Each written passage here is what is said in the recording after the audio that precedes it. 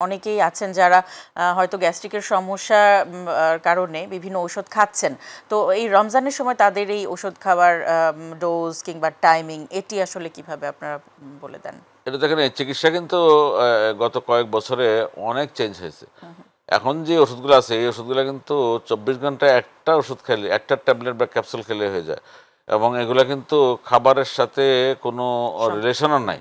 একটা সময় ছিল যে এই ওষুধগুলো খালি পেটে খেতে হতো। এখন খেতে কিন্তু হতো। সেই জিনিসটাও নাই। হুম, হুম। তো একটা ওষুধ আপনি ইফতারের সময় বা সেহরির সময় যদি খেয়ে নেন, তাইলে হোপফুলি যে আপনার সারাদিন ভালো থাকবেন এবং পেপটিক আলসার বা এই জাতীয় রোগের রোগ হওয়ার সম্ভাবনা কম থাকবে এবং এই রোগের জটিলতাগুলো হওয়ারও কম থাকবে। এবং এই ওষুধগুলো কিন্তু ইজি অ্যাভেলেবল, অ্যাফোর্ডেবল, খুব বেশি প্রাইসও না। সুতরাং একটা ট্যাবলেট যদি আমি ৫-১০ টাকার ট্যাবলেট যদি আমি একটা ইফতারের সময় বা সেহরির সময় খেয়ে ফেলি, তাহলে কিন্তু আমি সারাদিনের জন্য মোটামুটি নিরাপদ থাকবো বলে আমাদের বিশ্বাস। এবং এটা সায়েন্টিফিক্যালি এটা প্রুভেন যে সারাদিনে যদি আমি একটা ট্যাবলেট খাই, তাহলে কিন্তু এইটা আহ, পুরো রমজান মাসে কিন্তু পেপটিক আলসার রোগ হবে না, বা এই রোগ থাকলে এটা হিল হয়ে যাবে, বা এই রোগ থাকলে এটা যে জটিলতাগুলো রমজানের সময় বেশি এগুলো কিন্তু হবে না। এবং তার সাথে সাথে অবশ্যই খাদ্যাভ্যাস তো রয়েছেই।